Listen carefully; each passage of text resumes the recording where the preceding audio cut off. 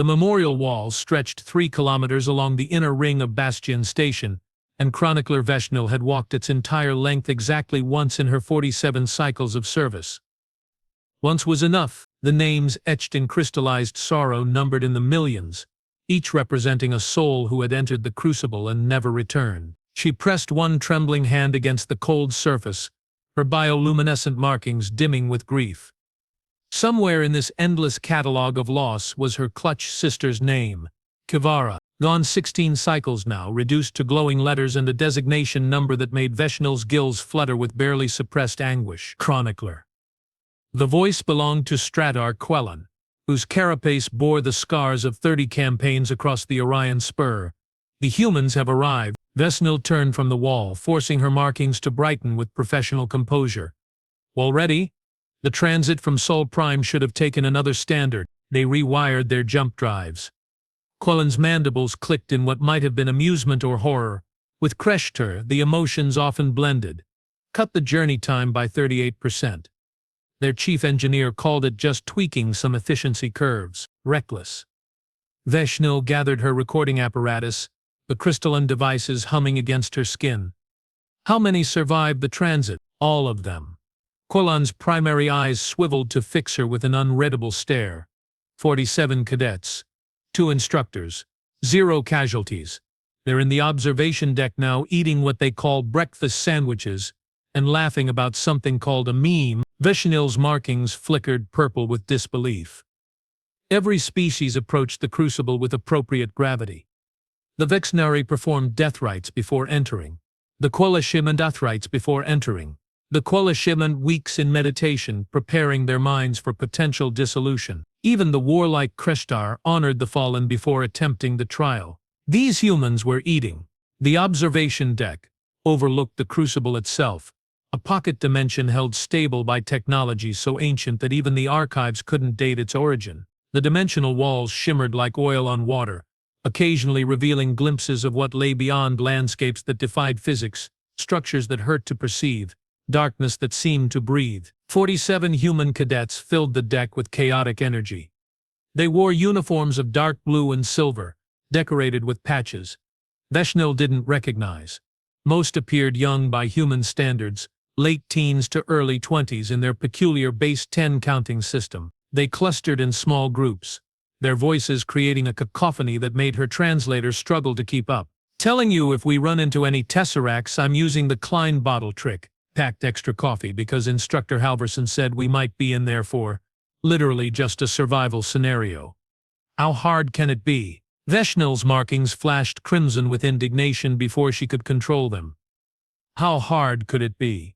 The Crucible had a 94% mortality rate across all species. The 6% who survived bore psychological scars that never fully healed. The trial had broken the backs of entire civilizations, forcing them to abandon space exploration altogether. And these children thought it would be easy? Attention! A human female stepped forward, her hair cropped short and gray threading through the black. Instructor Maricel Halverson, according to Veshnil's briefing files. Former Special Forces, 43 years old, holder of 2 PhDs in xenobiology and tactical xenoarchaeology. Sound off by squad. The chaos crystallized into order with startling speed. The cadets arranged themselves into 5 groups of 9 with 2 individuals standing slightly apart, squad leaders perhaps. Valkyrie squad, ready. A tall cadet with intricate braids and copper skin raised her hand. Shanice Okonkwo, the file whispered into Vesaniel's consciousness. Prometheus squad, good to go. This from a shorter individual with hair dyed in defiant purple streaks. Tenzin Dolma. Helldiver squad, locked. Rough voice, scarred hands. Javier Ruiz Santos. Outrider squad, standing by. Cheerful tone that seemed inappropriate for the circumstances. Yuki Tanaka, wildcard squad, ready to shuffle the deck. Slightly older than the others, grinning despite the memorial wall visible through the viewport. Korva Hanadi. Instructor Halverson nodded, then gestured to her companion, a lean man with weathered brown skin and eyes that seemed to catalog everything. Instructor Dubois will handle mission parameters. Listen close. He won't repeat himself. Luc Dubois stepped forward, his movements economical and precise. The Crucible operates on non-linear temporal mechanics. You might be inside for minutes or months, your perception will vary. Maintain squad cohesion. Trust your training. The environment will adapt to test you specifically, so expect personal challenges. He paused and something flickered across his expression. Not quite sympathy, not quite warning. Every species that's attempted this trial has brought their best. Warriors, scholars, psionics, hive minds. The Crucible doesn't care about credentials. It tests something deeper. Survival instinct. Adaptability. His gaze swept across the cadets. Humanity. Veshnil couldn't remain silent any longer. She drifted forward, her bioluminescence pulsing with agitation. You understand what you're entering. The mortality rate is 94% across all species. Shani Sokonkwo's voice was steady, respectful but unwavering. We read the briefing, ma'am. We know the risks. Knowing and understanding are different things, Vishnul pressed. I've documented the survivors. Those who emerge are changed, broken in ways that don't heal. My own clutch sister entered the Crucible with 50 of our finest warriors. 3 survived. None ever spoke of what they saw inside. Then let us add some better stories to your collection. Tenzin Dalma said, that purple hair catching the artificial light. With respect, chronicler. Humans have a saying, hold my beer and watch this. Several cadets laughed. Veshnil's translator helpfully provided context about human beverages and the phrase's implications of reckless confidence. She felt her markings cycle through confused colors. Stratar Quellan moved to stand beside her, his bulk casting shadows across the deck. The Crucible has ended civilizations. The Pexter conglomerate sent 10,000 of their finest telepaths. 57 survived. But the psychological trauma was so severe that their entire species chose extinction rather than continue. The harmonics of Kepler 442 believed their mathematical perfection would solve any challenge. Their entire star system is now a quarantine zone, the survivors having lost the ability to distinguish reality from equation. He leaned closer, mandibles spreading in what humans probably couldn't recognize as concern. This trial breaks minds and bodies. It exploits fear, amplifies doubt, transforms hope into horror. Why do you think your species can succeed where thousands have failed? The observation deck had gone quiet. All eyes turned to the instructors. Maricel Halverson stepped forward, her expression carved from stone and starlight. Because we're human, and humans don't know when to quit. She touched a control panel, and a holographic display materialized, showing Earth as viewed from orbit, blue and white and green spinning through the void. That planet tried to kill us every single day for 3 million years. Ice ages, supervolcanoes, meteor impacts, plagues that should have ended our species. Predators with better teeth, better claws, better everything. Halverson's voice carried the weight of ancestral memory. We survived by being too stupid to know we should die and too stubborn to lie down when we did know. She turned to face the cadets, and Veshnil saw something fierce burning behind those human eyes. The Crucible thinks it can break you by showing you horror? You're the descendants of people who looked at the stars and decided to go there in tin cans held together with math and audacity. You're the inheritors of a species that turned deserts into gardens, conquered diseases, and argued about philosophy while their cities burned. Halverson's smile held no warmth, only acknowledgement of a terrible truth. The Crucible might be horrifying, but it didn't raise you. It didn't teach you that monsters hide under beds and behind doors. It didn't make you practice fire drills and earthquake procedures before you could write your own names. Every single human grows up knowing that the universe is trying to kill them, and every single human decides to live anyway. She turned to the shimmering dimensional walls. So yeah, Stratar Quellan, I think we can handle whatever's in there, because compared to being human, the Crucible is just another Tuesday. The cadets erupted in cheers. Not triumphant or arrogant, but resolute. They moved to their squad positions with practiced efficiency, checking equipment and exchanging last words with the confidence of people who'd trained for exactly this moment. Veshinil watched them prepare, her markings cycling through colors she had no names for. Hope, terror, anticipation. Chronicler. Sceau de Bois appeared beside her, his voice low. I need you to understand something. Those kids in there, they're not soldiers yet. They're not hardened warriors. They're cadets, students basically. The youngest is 19 standard. The oldest is 23. Then why? Veshnel's gills fluttered. Why send children into something that destroys veterans? Dubois' expression softened slightly. Because they volunteered. Because they trained for this. And because, he paused, choosing words carefully. Because humanity learned a long time ago that sometimes the people who survive aren't the strongest or the smartest. They're the ones who can adapt, who can look at impossible situations and find the weird angle that makes them possible. He gestured to the cadets. That kid there, Yuki Tanaka, scored highest in lateral thinking assessments. Sees patterns nobody else can. Javier Ruiz Santos survived a hull breach during his first orbital jump. Saved 8 people using nothing but duct tape and spite. Shanice Okonkwo rewrote our neural interface protocols when she was 17 because she thought they were inefficient. And Tenzin Dalma? Veshnil found herself asking. Hacked into the Crucible's external monitoring systems last night just to see if she could send us a memo about security vulnerabilities. Dubois's smile was brief. She got detention, but we fixed the vulnerabilities. The dimensional walls began to pulse with increasing intensity. The Crucible was activating, preparing to accept new challengers. 5 minutes, Halverson called out. Final equipment check. Remember your training. Trust your squad, and if you see something that doesn't make sense, document it for science. The cadets chorused back. Damn right. Halverson turned to Veshnel. Chronicler, you'll want to keep your recording apparatus ready. This might be worth documenting. The words might have been arrogant coming from anyone else, but Halverson delivered them as simple statement of fact, the same way one might note the color of the sky. Veshnil activated all her recording crystals, feeling them warm against her skin. Whatever happened next, triumph or tragedy, the archives would know of it. The squads lined up before the dimensional interface, 47 humans standing in neat formation.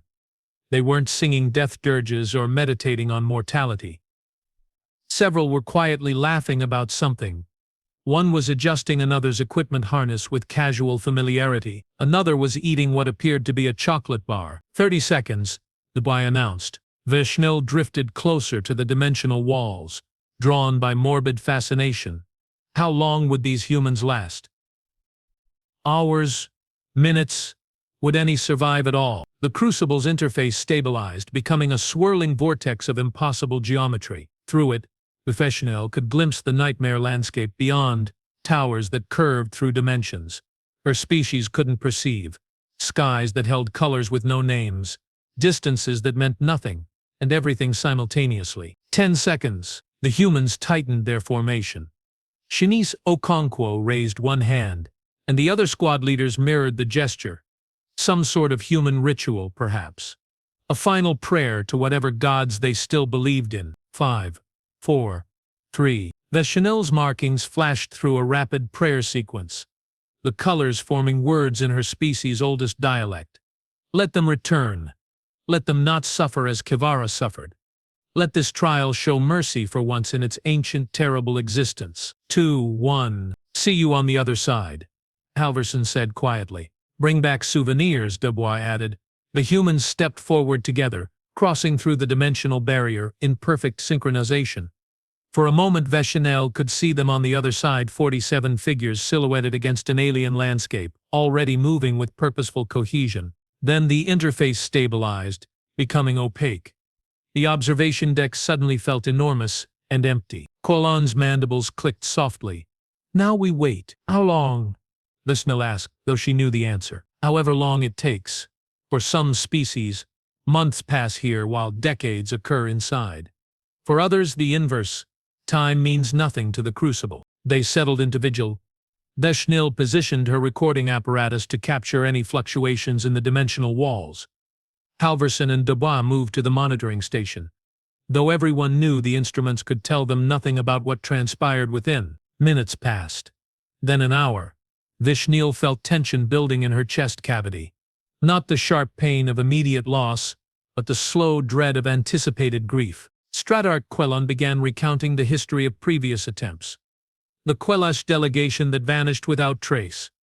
The Vexnari warband that returned as mindless shells. The solo attempt by a Zantari philosopher, who emerged speaking in mathematical theorems and promptly walked into the nearest star to calculate its secrets. Another hour passed. Then, impossibly, the dimensional walls fluctuated. That's, Qualon's translator crackled with static. That's too soon. Nothing happens this fast. Sir. A technician at the monitoring station, a young Qualesh with nervous eye stalks, gestured frantically. I'm reading temporal signatures. The interface is destabilizing. Catastrophic failure? Halverson's voice was sharp. No, ma'am. It's just opening from the inside. The observation deck erupted in motion. Vishnil surged forward, her recording apparatus flaring to maximum sensitivity. This was unprecedented. The Crucible maintained its trials for their natural duration. It didn't simply release candidates early, unless those candidates had all died.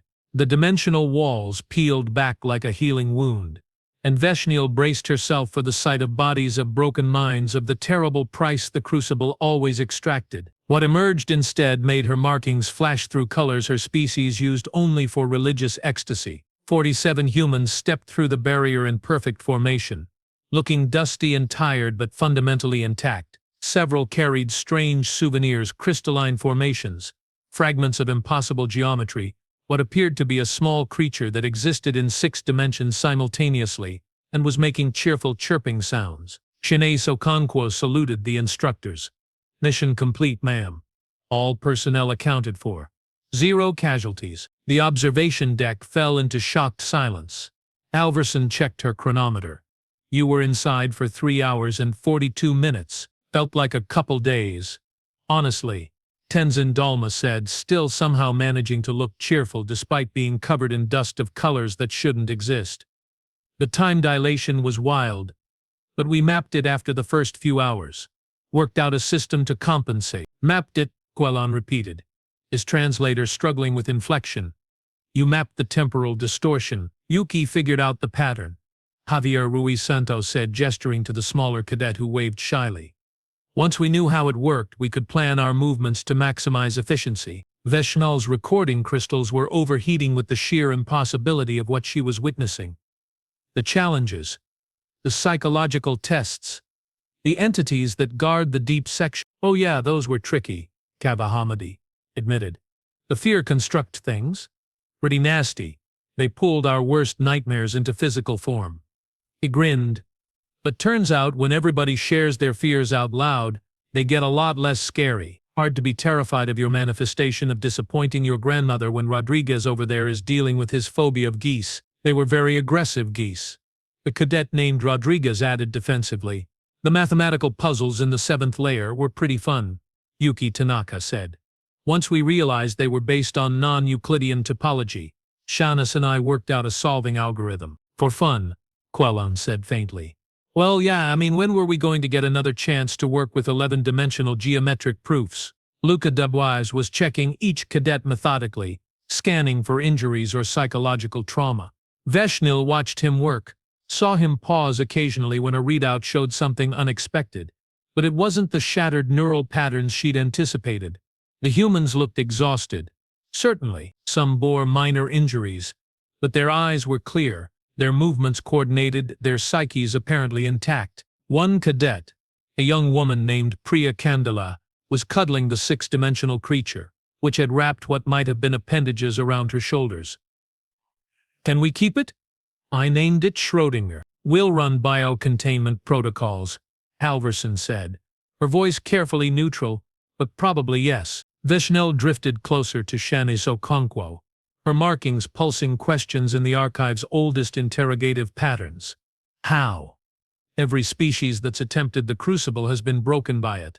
The challenges are designed to find your deepest weaknesses and exploit them. The environment adapts to maximize psychological pressure. How did you just walk through it? Shanice considered this seriously, her dark eyes reflecting the strange light still emanating from the dimensional walls. I think maybe that's where being human gives us an advantage. Ma'am. See, the Crucible tried to break us individually. It threw everything it had at each of us.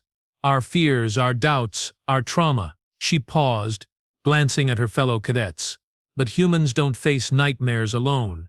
We share them. We weaponize them. We turn them into stories and jokes, and midnight conversations about the things that scare us. By the time the Crucible figured out that it needed to attack our group cohesion, we'd already adapted our tactics. Plus, Tenzin added cheerfully, humans are really good at being stubborn about stupid things. The Crucible kept throwing impossible scenarios at us, and we kept going, neat? Haven't tried solving this one yet? Took it a while to figure out that we genuinely didn't understand we were supposed to give up. Instructor Halverson was reading something on her datapad, her expression unreadable. According to the Crucible's own monitoring systems, which apparently logged your entire trial, you completed challenges that typically take weeks in, she looked up, disbelief warring with pride. 4 subjective hours. You hit every major checkpoint, solved every trial tier, and mapped approximately 63% of the previously undocumented regions. 64, Yuki corrected softly. We got partial data on the crystalline catacombs right before we found the exit. And you somehow befriended something that the archives only have 18 reports about, all of which describe it as a hostile reality-bending predator. Dubois added, eyeing Schrödinger warily. He just needed snacks and ear scritches, Priya said, demonstrating by scratching what might have been the creature's ears across 3 dimensions. Most things do. Stratar Quellan had been silent throughout this exchange, his carapace rigid with what Veshnil recognized as profound cognitive dissonance. When he finally spoke, his voice carried strange harmonics. You understand what you've done? The Crucible is meant to be a filter, the ultimate test of whether a species is ready to join the greater cosmic community. It's designed to humble, to teach respect for the dangers that await in deep space. Did that, Cave said agreeably. Definitely respect the dangers now. Also have a list of safety protocols we think should be implemented for future trials. You wrote safety recommendations, Quellan said flatly, for the trial designed to weed out species too weak to survive the universe. Well, yeah. Kavath pulled out a datapad, scrolling through notes. The Section 7 gravity fluctuations are gonna kill somebody eventually if they're not flagged properly. And the psychic resonance chambers need better warning systems. If Tenzin hadn't noticed the buildup pattern, we could have had serious neural feedback issues. We left annotations, Shenis added. Marked the hazards, rated them by severity, suggested optimal patrol routes for future groups. Standard exploration protocol. Veshnil felt her markings cycling through colors so rapidly that her crystalline recorders struggled to capture them all. Joy, disbelief, grief for all the species who tried and failed. Hope for what this might mean. The lunch facility should still be serving, Halverson said, somehow managing to keep her voice steady despite witnessing the impossible. Cadets are dismissed to debrief, eat, and get checked by medical. We'll reconvene at 1400 hours for full debriefing and report filing. The humans filed out in good order, their voices rising as the adrenaline faded and the reality of their accomplishments sank in. Veshnil heard fragments of conversation. Seriously, thought that dimensional spider had us. Never eating another ration bar as long as I live. Did you see Instructor Halverson's face? Soon only the instructors and senior staff remained. The observation deck felt cavernous again, but now the silence carried different weight. Halverson moved to stand before the memorial wall, one hand pressed against the crystallized names. I need to update the archives, she said quietly. 47 entries. First successful completion by a cadet cohort, 0 casualties. The first successful completion by any group larger than 5, Quellan corrected, his voice hollow. The first completion in under a standard month. The first, he trailed off, mandibles clicking softly. I watched my broodmate die in there, Instructor Halverson. Watched it take her mind piece by piece until there was nothing left but screaming. That was 40 cycles ago, and I still hear it sometimes. I'm sorry for your loss, Halverson said, and meant it. Don't be. Quellan's eyes fixed on the dimensional walls. Be grateful, because if your species can do this, if your cadets, your children can walk through the Crucible like it's a training exercise, then perhaps there's hope for the rest of us. He turned, his bulk moving with unexpected grace. I need to file reports with the Cosmic Council. They're going to want to know about this.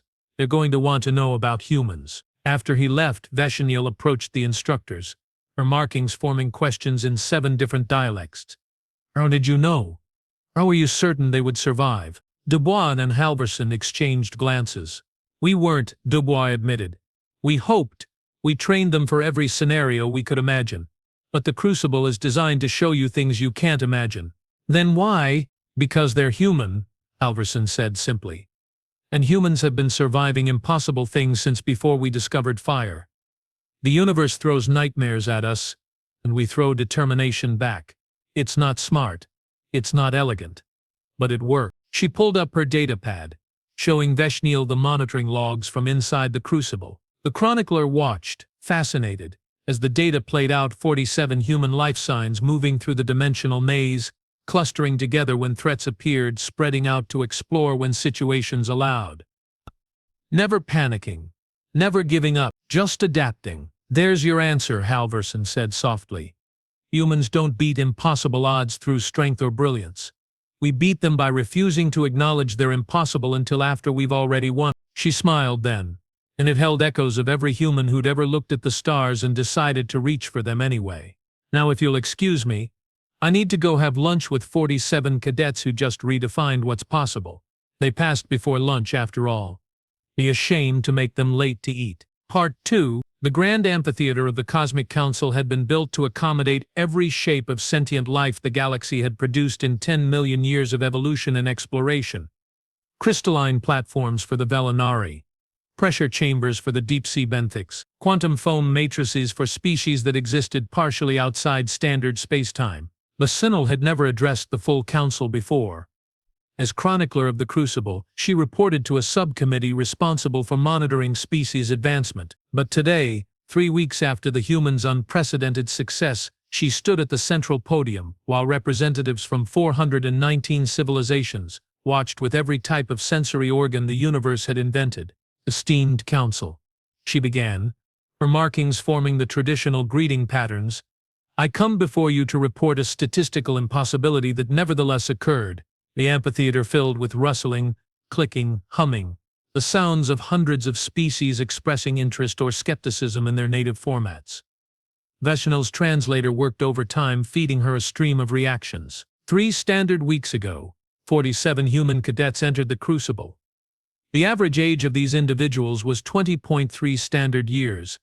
They possessed no psychic abilities, no hive mind capabilities, no specialized adaptations beyond baseline human biology. She let that sink in, watching the council's reactions ripple through the chamber. They emerged after 3.7 hours of exterior time, 4 subjective hours of interior experience. All 47 survived without significant injury. They completed 94% of all challenge tiers. They mapped previously undocumented sections of the dimensional structure, and they submitted a 47-page report suggesting safety improvements. The amphitheater exploded in noise. Veshnil waited patiently for order to restore itself, her recording crystals capturing every moment. Counselor Thexvara of the Qualash rose from their observation bubble, eye stalks weaving patterns of distressed inquiry. Chronicler Veshnil, are you suggesting that untrained children succeeded where our finest military specialists failed? My own sister perished in the Crucible after 26 hours of attempting to navigate the mathematical labyrinths. With respect, Counselor, I'm not suggesting anything. I'm reporting documented facts. Veshnil activated her primary display, and holographic footage filled the amphitheater, 47 humans moving through the Crucible's impossible geometry, solving problems, laughing despite the danger. We've verified the temporal logs of ex-Scenari, Counselor announced, their voice harmonizing across 17 frequencies. The data is accurate. How is this possible? I've spent the past 3 weeks attempting to answer that question, Veshnil admitted. I've interviewed the cadets, reviewed every second of monitoring data, consulted with experts in human psychology and xenobiology. And I believe I've identified several key factors. She brought up a new display, comparative analysis of how different species approached the Crucible's challenges. First, response to fear. Most species, when confronted with their deepest terrors made manifest, attempt to fight or flee. The Crucible is designed to counter both responses. But humans do something different. She highlighted a section of footage showing Javier Ruiz Santos facing down a manifestation of his childhood trauma. They acknowledge the fear, name it, and then proceed anyway. One cadet described it as radical acceptance of the situation. That's insane, a Krichus representative chittered. By our standards, perhaps. By human standards, it's Tuesday. Veshnil moved to the next dataset. Second, problem-solving approach. We observed that when faced with impossible situations, humans don't seek the correct solution. They seek any solution that works. Watch this sequence. The hologram showed Tenzin Dalma faced with a door that required solving a proof based on mathematics that didn't exist in standard spacetime. While other species had spent days attempting to understand the underlying principles, Tenzin had simply bypassed the door by convincing the dimensional walls themselves that the door wasn't load-bearing and could be removed. She hacked reality, Veshnil said flatly. When asked how, she stated, "Everything's got exploits. If you look hard enough." The council chamber filled with the alien equivalent of nervous laughter. Third, and perhaps most importantly, social cohesion. Veshnil brought up thermal scans showing the human group dynamics throughout their trial. The Crucible is designed to isolate individuals, to exploit personal weaknesses. But humans appear to have weaponized vulnerability. They shared their fears, their doubts, their trauma. Within the first hour, they'd established what their psychologists call radical honesty protocols.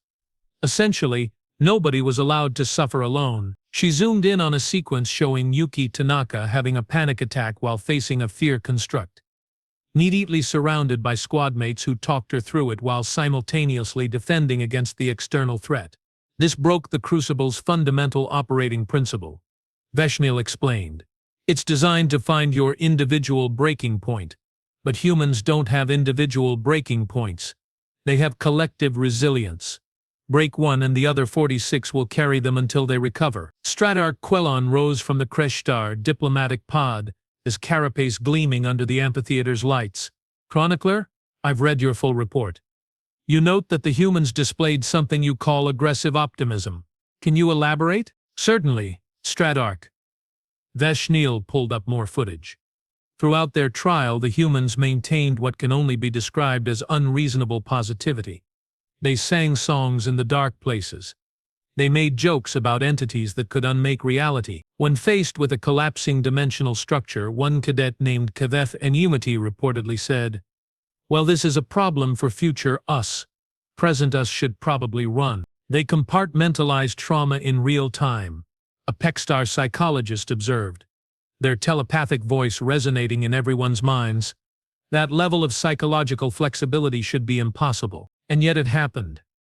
Veshnil cycled through her final data compilations. Which brings me to my primary conclusion.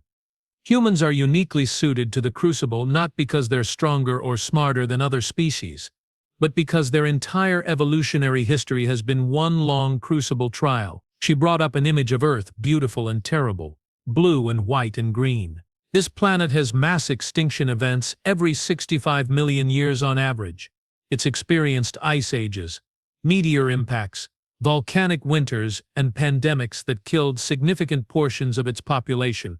Humans evolved by surviving one catastrophe after another. They developed agriculture during a climate catastrophe. They built civilizations on fault lines and in flood zones.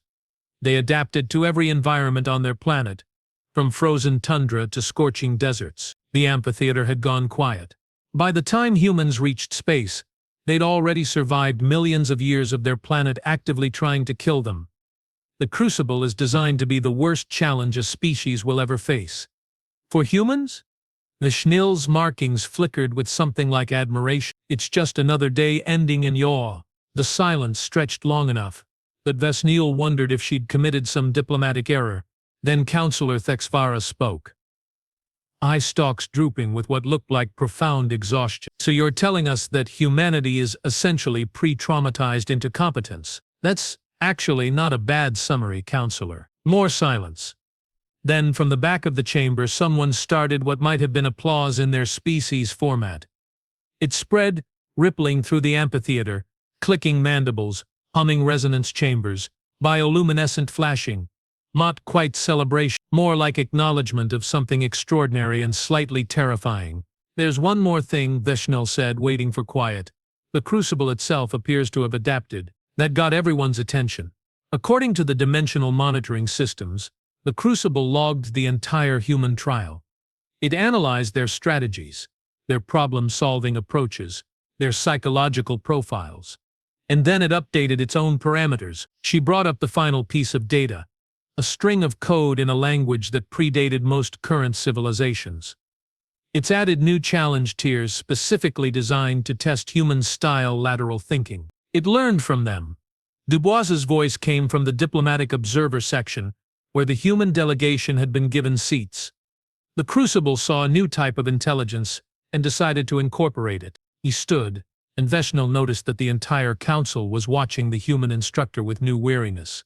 "If I may address the council," Dubois asked, following proper protocol despite the unusual circumstances. The head counselor, an ancient Valnari whose crystalline body held records dating back 4 million years, chimed acknowledgement. "Speak, Representative Dubois of Earth." "Thank you, Counselor." Dubois moved with quiet confidence to stand beside Veshnell at the podium. "I've been listening to Chronicler Veshnell's excellent analysis, and I want to add context that might help you understand what you're dealing with." He pulled up a new display. Images of Earth throughout its history. Megafauna, predators, natural disasters captured in satellite imagery. Humans are persistence predators. We don't run faster than our prey. We don't have claws or venom or camouflage. We just don't stop. We track something until it dies of exhaustion, and then we eat it. That's been our hunting strategy for 2 million years. The images shifted, showing human cities, space stations, the early colony on Mars. That same mentality applies to everything we do. We see problems that can't be solved, and we just keep trying solutions until something works.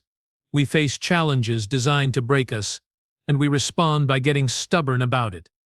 It's not intelligence or strength, it's just— He paused, searching for words. "Humans don't know when to quit.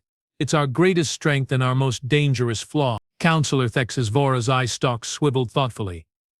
"You're saying your species succeeded through sheer stubborn determination?" "Partly, but there's more to it." Dubois smiled, and Veshnell recognized it as the expression humans made when discussing something they found particularly significant.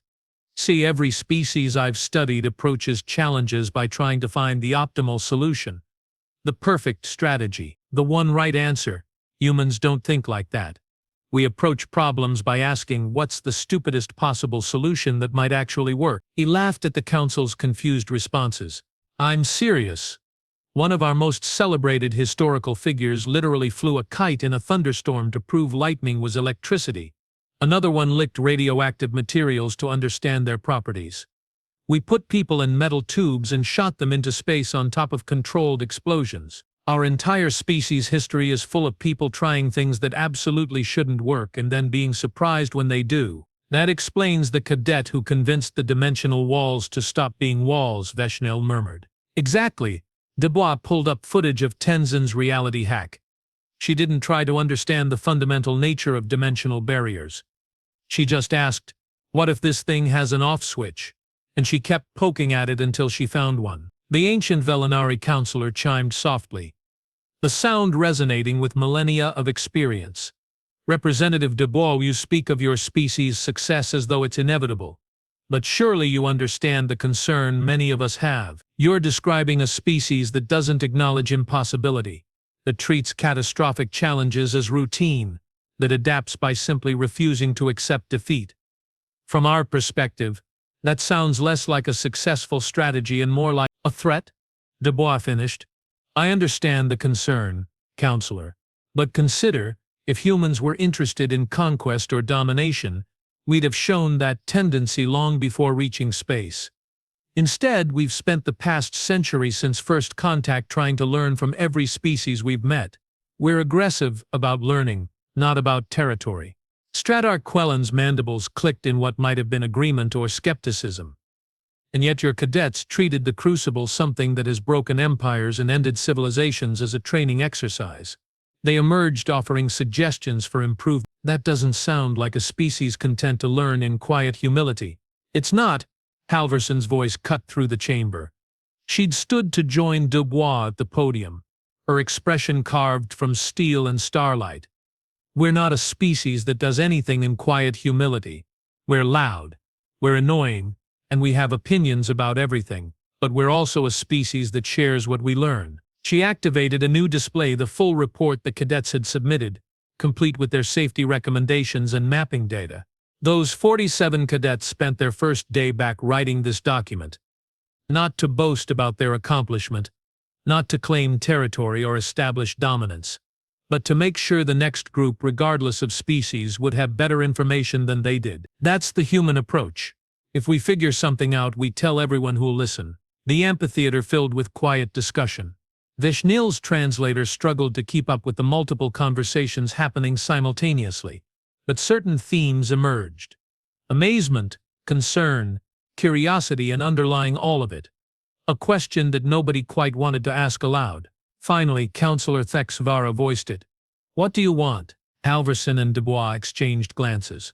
Then Halverson spoke, her voice carrying clear through the vast chamber. "We want what we've always wanted. To explore, to learn, to meet new species and share what we know. To find our place in this magnificent, terrifying universe." She paused, then added softly, "And maybe, just maybe, to help make the Crucible a little less deadly for everyone who comes after us." "You want to fix it?" the Velinari counselor chimed, harmonics suggesting something like amusement. "The trial designed to filter out species unworthy of joining the cosmic community, and humans want to make it easier." "It killed my clutch sister," Veshnil said suddenly, surprising herself. "It's killed millions across hundreds of species. If it can be made safer without losing its essential purpose, why wouldn't we try?" "Because the difficulty is the point," a Critch counselor insisted. "The Crucible teaches respect for cosmic dangers. It humbles species that might otherwise think themselves invincible." "With respect," Dubois said, "humans don't need humbling. We're very aware that the universe is trying to kill us. We just choose to be difficult about it." That got scattered laughter from several species. The Velinari counselor chimed for silence, the sound resonating with ancient authority. "This council will deliberate on humanity's status in the cosmic community. However, I believe we can agree that the humans have more than proven their capability to survive cosmic challenges. Chronicler Veshnil, you will continue monitoring human advancement. Representatives Halverson and Dubois, you will submit full documentation of your training methodologies." "Yes, Counselor," they acknowledged in unison. "And one more thing." The ancient crystalline being seemed to focus its attention specifically on the human delegation. "We would like to formally invite human observers to future Crucible trials. Not as participants, but as, what's the human term? Safety monitor?" Halverson's smile was bright enough to light vacuum.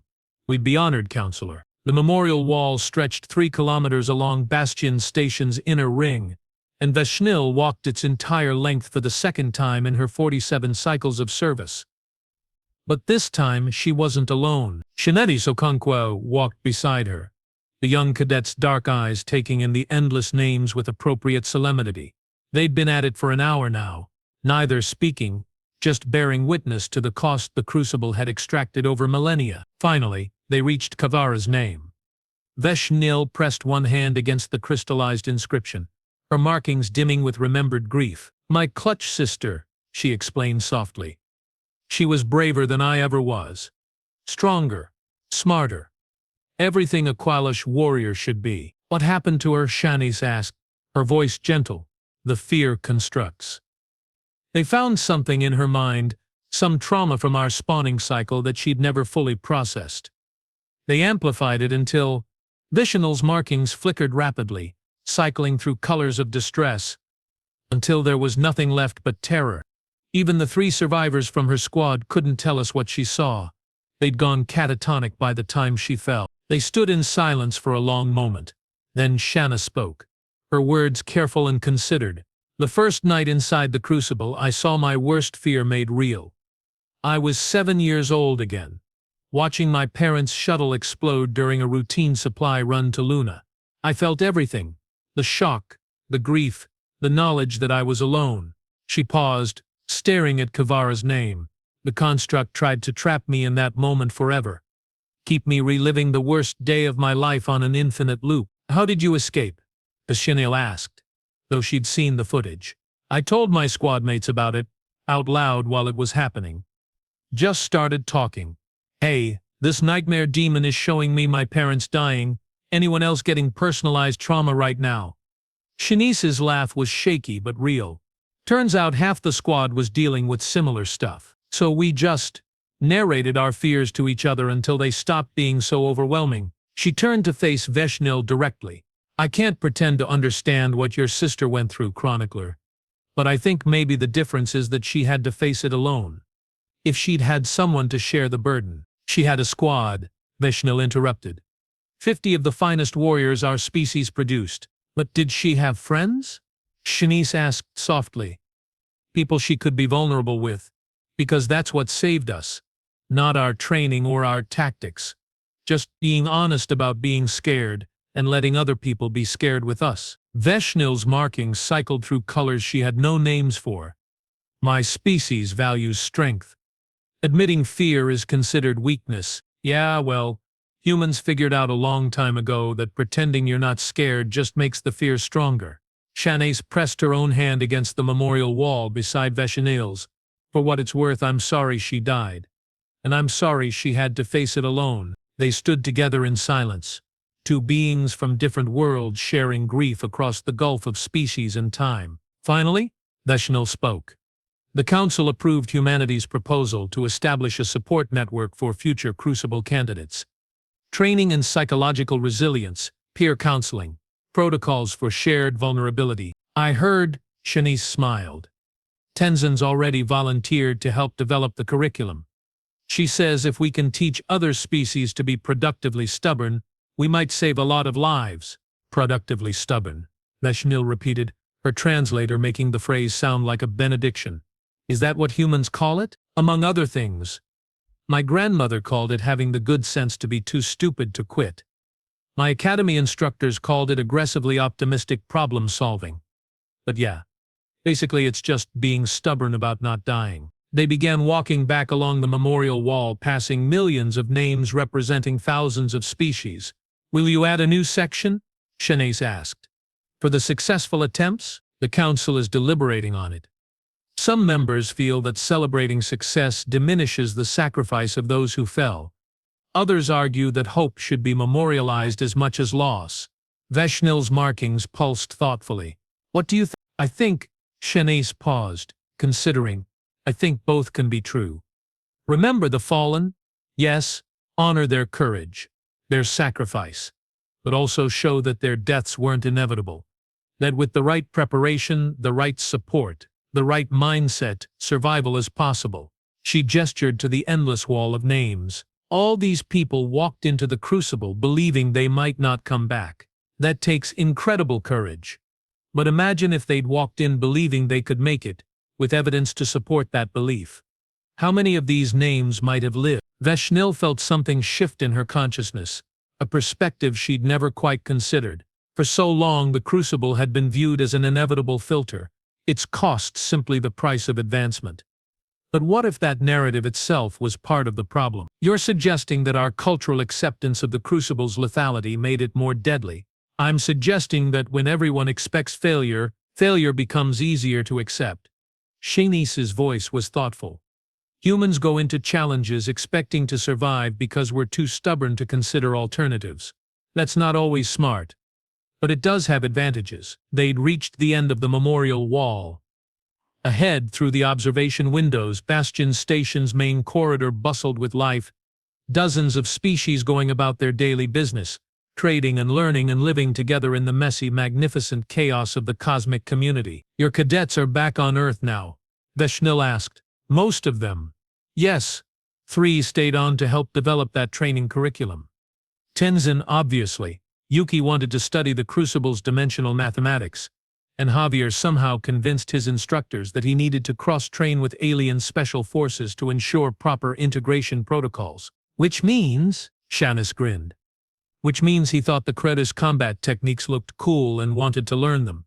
He's very straightforward about these things. Veshnil's markings flickered with something like amusement. And you? Why did you stay? Someone needs to help you update the archives. Shanice said simply. 47 cadets just rewrote the book on what's possible. Seems like that should be properly documented. The chronicler's task, Vishnil said softly. The human task, Shanice countered. If we learn something, we share it. That's non-negotiable. They stood together at the observation window, watching the cosmic community flow past in all its diversity. Somewhere out there, more species were preparing to attempt the Crucible. Some would fail, but maybe, just maybe, with the right support and training, fewer would be broken by it. Thank you, Vishnil said abruptly, for what you and your squadmates did, for proving that survival is possible, for giving hope to species who'd lost it. Shanice's expression softened. Thank you for honoring those who came before us, for remembering their courage even when their attempts ended in tragedy.